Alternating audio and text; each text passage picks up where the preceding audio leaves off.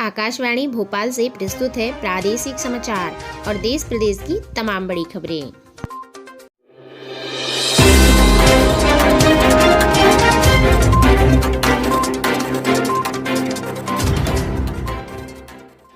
नमस्कार, सुबह की ताज़ा खबरों में आप सभी का बहुत बहुत स्वागत है। बात करते हैं आज के मुख्य हेडलाइंस की।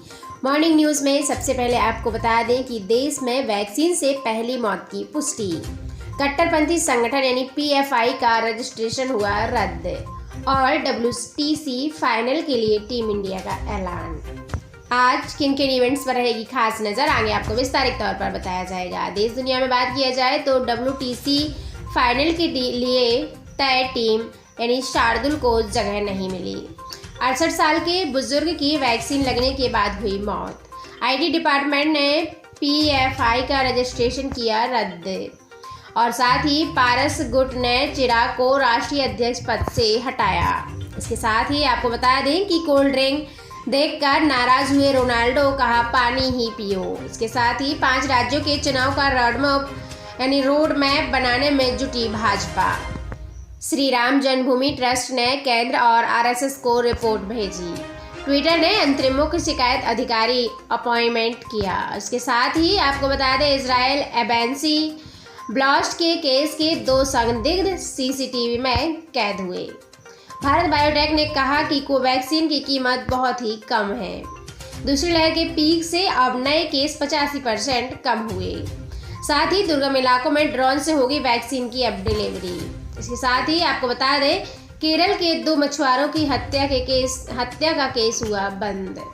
सुर्खियों में आज क्या क्या रहने वाला है, संपूर्ण जानकारी आगे आपको विस्तारित तौर पर बताई जाएगी। पिछले 24 घंटे में कोरोना में देश की बात किया जाए तो आपको बता दें कि देश में पिछले 24 घंटे में कोरोना के 62,176 नए मरीज सामने आए और 2539 लोगों की हुई मौत। आगे आपको 24 घंटे के आंकड़े बताए जाएंगे। मॉनसून के बदलते प्रभाव के कारण और ज़्यादा बीमारियां साथ आए हैं। आपको बता दें कोरोना के बीच बदले मौसम से डेंगू से लेकर फंगस तक का खतरा बढ़ गया है, जो कि जानलेवा हो सकता है।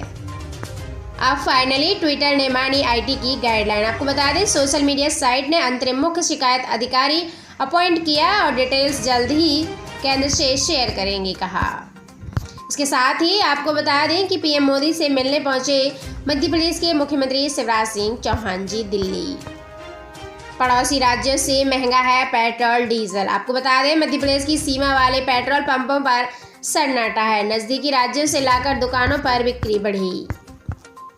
मध्य प्रदेश में अनलॉक के साथ अब और ज़्यादा छूट रहेगी, यानी शॉपिंग मॉल, स्टेडियम, रेस्टोरेंट ये सब अनलॉक होंगे और साथ ही जिम क्लब भी अनलॉक होगा। अब समाचार विस्तार से। आपको बता दें आज किन किन इवेंट्स पर रहेगी खास नज़र। प्रधानमंत्री नरेंद्र मोदी जी बीवाटेक के 5वें एडिशन में मुख्य भाषण देंगे और वहीं LGP अध्यक्ष पद से हटाए गए चिराग पासवान दोपहर 1 बजे वीडियो कॉन्फ्रेंसिंग करेंगे। संसद की पब्लिक अकाउंट कमेटी की बैठक होगी।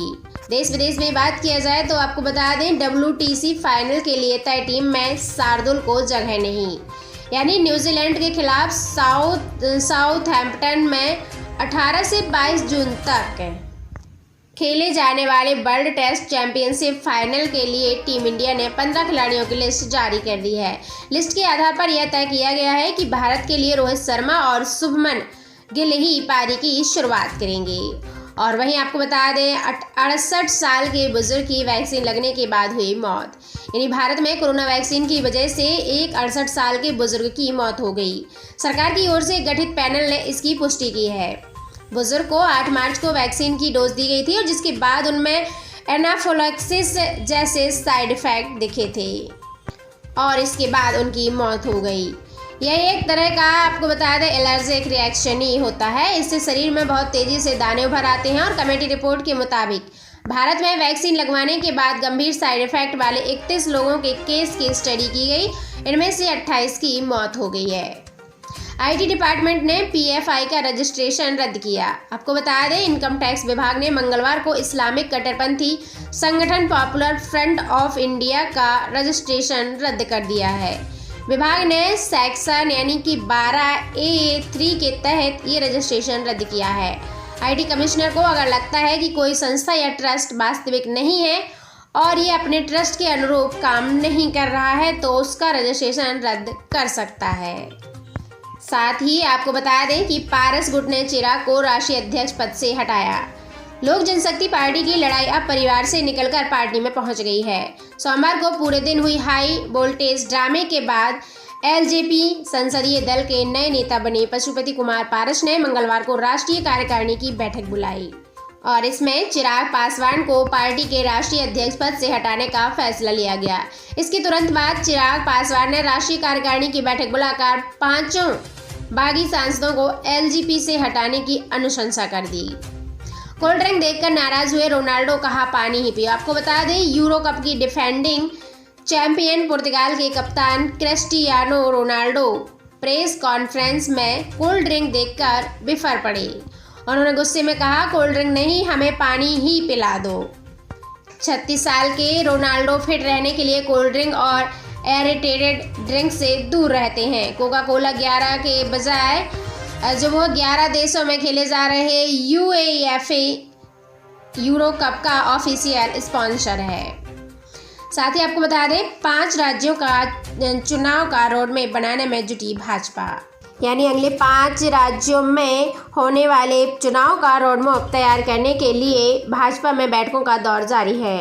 प्रधानमंत्री नरेंद्र मोदी जी, गृह मंत्री अमित शाह और साथ ही जेपी नड्डा एक हफ्ते में ऐसी 2 बैठकें कर चुके हैं और अब भाजपा अध्यक्ष ने राज्यों की पार्टी यूनिट्स को निर्देश दिए हैं कि वे चिंतन बैठक करें। नड्डा ने यह भी कहा है कि इन चिंतन बैठकों के बाद 10 जुलाई को लेकर आपको बता दें 10 जुलाई तक चुनाव को लेकर अगली रणनीति भी बताएं। अगले साल उत्तर प्रदेश, पंजाब, हरियाणा, पंजाब, उत्तराखंड, गोवा और मणिपुर में भी चुनाव होने हैं। वहीं आपको बता दें श्री राम जन्मभूमि ट्रस्ट ने केंद्र और आरएसएस को रिपोर्ट भेजी। श्री राम जन्मभूमि तीर्थ क्षेत्र ट्रस्ट द्वारा मंदिर के लिए खरीदी गई जमीन घोटाले के आरोपों के बीच ट्रस्ट ने पूरे विवाद पर केंद्र सरकार को रिपोर्ट भेजी है। ट्रस्ट ने आरोपों को खारिज करते हुए कहा है कि उसके खिलाफ राजनीतिक साजिश की गई है, यहाँ कोई घोटाला नहीं हुआ है। ट्रस्ट ने भाजपा और संघ को भी ये रिपोर्ट भेजी है। ट्विटर ने अंतरिम मुख्य शिकायत अधिकारी अपॉइंट किया। आपको बता दें ट्विटर ने मंगलवार को बताया कि उसने इंफॉर्मेशन टेक्नोलॉजी मिनिस्ट्री की नई गाइडलाइन के मुताबिक अंतरिम मुख्य शिकायत अधिकारी अपॉइंट कर दिया है। इसकी डिटेल्स ट्विटर जल्द ही केंद्र सरकार के साथ साझा करेगा। ट्विटर ने यह कदम तब उठाया जब सरकार ने उसे गाइडलाइन का पालन करने का आखिरी मौका दिया था। सरकार ने अपने नोटिस में ट्विटर से कहा था कि अगर वो गाइडलाइन का पालन करने में नाकाम रहता है तो वह आईटी एक्ट के तहत जिम्मेदारी से मिलने वाली छूट को खो देगा। ट्विटर के प्रवक्ता ने कहा कि गाइडलाइन का पालन करने की कंपनी हर संभव कोशिश करेगी। वहीं इजरायल एवेंसी ब्लास्ट केस के 2 संदिग्ध सीसीटीवी कैमरे में कैद हुए। दिल्ली में इजरायल एवेंसी के बाहर विस्फोटक रखने वाले 2 संदिग्ध का सीसीटीवी फुटेज सामने आया है। आपको बता दें दोनों पर एनआईए ने 10 लाख का इनाम घोषित कर दिया है। सूत्रों के मुताबिक दोनों जामिया नगर से ऑटो में आए थे और विस्फोटक करने के बाद अकबर रोड होते हुए ऑटो से चले गए। बताया जा रहा है कि धमाके वाली जगह से एक लेटर मिला था, इसमें लिखा था कि ये तो ट्रेलर है। जानकारी के मुताबिक मौके से मिले लेटर में 2020 में मारे गए कासिम सुलेमानी और ईरान के न्यूक्लियर महावैज्ञानिक मोहसिन फखरीजादे का भी जिक्र था। इसके साथ ही भारत बायोटेक ने कहा कि कोवैक्सीन की कीमत बहुत ही कम है। यानी भारत बायोटेक ने कोवैक्सीन के दाम को लेकर मंगलवार को एक बड़ा स्टेटमेंट जारी किया। कंपनी ने कहा कि सरकार को हम 150 रुपये में कोवैक्सीन की एक डोज दे रहे हैं, लेकिन ऐसा लंबे समय तक नहीं किया जा सकता है। वैक्सीन निर्माता ने कहा कि प्राइवेट मार्केट में वैक्सीन की अलग अलग कीमतें हैं और साथ ही कंपनी का कहना है कि हमने वैक्सीन पर 500 करोड़ से ज़्यादा का निवेश किया है, हम कीमत से हमारे निवेश की भरपाई नहीं हो पा रही है। साथ ही दूसरी लहर के पीक से अब नए केस 85% कम हुए। देश में कोरोना के मामले लगातार कम हो रहे हैं। स्वास्थ्य मंत्रालय के मुताबिक दूसरी लहर के पीक से अब तक रोज मिलने वाले मरीजों की संख्या में 85% की कमी आई है और 75 दिनों बाद यह स्थिति बनी है। आपको बता दें स्वास्थ्य मंत्रालय के ज्वाइंट सेक्रेटरी लव अग्रवाल ने मंगलवार को बताया है कि पहली लहर में 1 से 10 साल की उम्र के सभी यानी 3.28% बच्चे संक्रमण की चपेट में आए थे। दूसरी लहर के दौरान यह आंकड़ा 3.5% रहा और पहली लहर में 11 से 20 साल तक के बच्चे जो हैं 8.3% और दूसरी लहर में 8.5% लोग संक्रमित हुए। अब दुर्गम इलाकों में ड्रोन से होगी वैक्सीन की डिलीवरी। आपको बता दें, केंद्र और राज्य सरकारें अब ड्रोन से वैक्सीन डिलीवरी पर विचार कर रही हैं। Indian council of medical research ने इस प्रोजेक्ट के लिए कंपनियों से बिड मांगी है। सरकार ये कदम उन इलाकों में वैक्सीन डिलीवरी के लिए उठा रही है जहां सामान्य तरीकों से वैक्सीन पहुंचाने में मुश्किल आ रही है। इस बीच तेलंगाना सरकार ने मेडिकल सप्लाई के लिए ड्रोन डिलीवरी प्रोजेक्ट को लॉन्च कर दिया है ताकि पता लगाया जा सके कि ये सिस्टम कहां से काम करेगा या फिर नहीं। केरल के 2 मछुआरों की हत्या का केस हुआ बंद। 2012 में हुई केरल के 2 मछुआरों की हत्या के केस को सुप्रीम कोर्ट ने मंगलवार को क्लोज कर दिया है। 9 साल पुराना ये मामला बेहद ही दिलचस्प था। इसमें इटली के नौसैनिक के आरोपी थे 2, जिन्हें बचाने के लिए इटली सरकार ने एड़ी चोटी का जोर लगा दिया था। घटना के बाद इन्हें गिरफ्तार कर लिया गया था। ये नौसैनिक एक बार इटली जाकर वापस भी लौट आए, लेकिन जैसे ही ये दूसरी बार इटली गए तो वहां की सरकार ने इन्हें वापस भेजने से इनकार कर दिया और फाइनली इनको गिरफ्तार कर लिया गया और केस चलता रहा। इसके साथ ही आपको बता दें सुर्खियों में क्या क्या रहा आज। मध्य प्रदेश सरकार ने अनलॉक के तहत छूट का दायरा और बढ़ा दिया है। अब शॉपिंग मॉल के साथ gym, restaurant, club, fitness centre और साथ ही खेल स्टेडियम को भी खोलने की इजाज़त दी गई है। राजस्थान में भी अनलॉक 3 में काफ़ी रियायतें दी गई हैं। वीकेंड कर्फ्यू अब सिर्फ रविवार को ही रखा गया है। इसके साथ ही मॉल, रेस्टोरेंट, मेट्रो और सिटी बसें चलाने को भी छूट दे दी गई है। कोरोना की देश में बात की जाए पिछले 24 घंटे में तो आपको बता दें 62,176 नए मरीज सामने आए हैं और 2539 लोगों की मौत हुई है। वहीं 1.7 लोग ठीक भी हुए और बीते 15 दिन में 10 लाख से ज़्यादा एक्टिव केस कम हुए हैं। 24 घंटे में कोरोना महामारी के आंकड़ों की बात किया जाए तो 62,176 नए केस सामने आए हैं। 1.7 लाख लोग ठीक हुए हैं और 2539 लोगों की मौत हो चुकी है। अब तक कुल संक्रमित मरीज 2.96 करोड़ और अब तक कुल ठीक हुए 2.63 करोड़। अब तक कुल मौतें हुई हैं 3.77 करोड़। अभी इलाज करा रहे मरीजों की संख्या है 8.60 लाख। इसके साथ ही आपको बता दें 12 राज्यों में अभी भी लॉकडाउन जैसी पाबंदियां रहेंगी। यानी देश के 12 राज्यों में पूर्ण लॉकडाउन जैसी पाबंदियां रहेंगी। इनमें हिमाचल प्रदेश, झारखंड, छत्तीसगढ़, उड़ीसा, कर्नाटक, केरल, तमिलनाडु, मिजोरम, गोवा और पांडिचेरी, पश्चिम बंगाल शामिल है। यहाँ पर अभी भी पिछले की तरह ही लॉकडाउन जैसे प्रतिबंध लगाए गए हैं। 20 राज्यों के केंद्रशासित प्रदेशों में भी आंशिक लॉकडाउन रहेगा। इसके साथ ही आपको बता दें कि पिछले 24 घंटे में इन राज्यों का हाल। महाराष्ट्र में मंगलवार को 7,652 लोग संक्रमित पाए गए और 15,176 लोग ठीक हुए। 1458 लोगों की मौत हो गई। छत्तीसगढ़ में बात किया जाए तो 609 लोग कोरोना पॉजिटिव पाए गए, 1544 लोगों की मौत ठीक हुए और 8 लोगों की मौत हुई। गुजरात में भी 352 लोग कोरोना पॉजिटिव पाए गए और 1006 लोग ठीक हुए, 4 लोगों की मौत हो गई। और वहीं आपको बता दो उत्तर प्रदेश में भी मंगलवार को 270 नए संक्रमित मरीज पाए गए, 1104 लोग ठीक हुए और 56 लोगों की मौत हो गई। राजस्थान में बात की जाए तो 172 लोग कोरोना संक्रमित पाए गए, 1006 लोग ठीक हुए, 14 लोगों की मौत हुई। फाइनली मध्य प्रदेश में बात किया जाए तो 224 नए मामले सामने आए हैं, 528 लोग ठीक हुए और 27 लोगों की मौत हो चुकी है।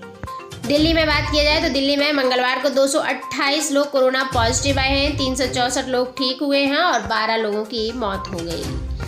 इसके साथ ही आपको बता दें कि ट्विटर ने मानी आईटी की गाइडलाइंस, यानी कि सोशल मीडिया साइट ने अंतरिम मुख्य शिकायत अधिकारी अपॉइंट किया है। डिटेल जल्द ही शेयर करेगा। आखिर नोटिस के बाद माने गए नियम। आपको बता दें सरकार ने अपने नोटिस में ट्विटर से कहा था कि अगर वो गाइडलाइन का पालन नहीं करता है तो आईटी एक्ट के तहत जिम्मेदारी से मिलने वाली छूट को खो देगा। ट्विटर के प्रवक्ता ने कहा है कि गाइडलाइन का पालन करने में कंपनी हर संभव कोशिश करेगी। इस संबंध में जो भी कदम उठाएंगे उनकी जानकारी सरकार को देंगी।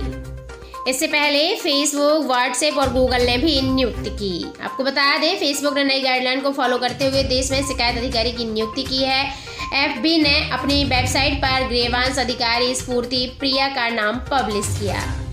एफबी ने कहा कि स्फूर्ति से यूजर्स ईमेल के जरिए संपर्क कर सकते हैं। इसके अलावा फेसबुक इंडिया में पोस्ट के जरिए भी यूजर्स अपनी शिकायतें भेज सकते हैं। फेसबुक के अलावा व्हाट्सएप ने भी ग्रीवांस ऑफिसर के तौर पर परवेश यानी परेश बी लाल का नाम अपनी वेबसाइट पर पब्लिश किया है। गूगल ने भी अपनी वेबसाइट को अपडेट किया है ताकि ग्रीवांस अफसर की नियुक्ति के फैसले को रिफ्लेक्ट किया जा सके।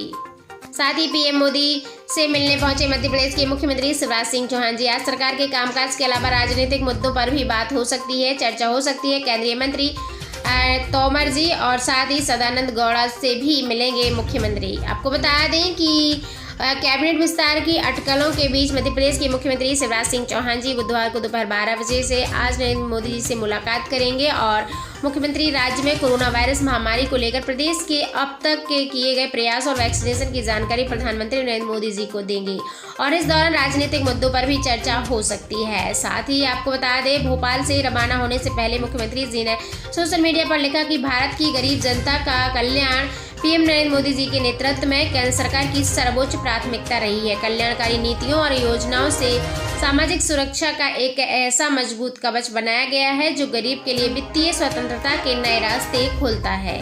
साथ ही दोस्तों, अब आगे की जो भी खबर निकल के आएगी आपको हमारे इस चैनल के माध्यम से मिलती रहेगी, इसलिए प्लीज़ आप हमारे इस चैनल पर विजिट करें, चैनल को सब्सक्राइब करें और सभी लोगों में ज़्यादा से ज़्यादा शेयर करें। Thank you so much.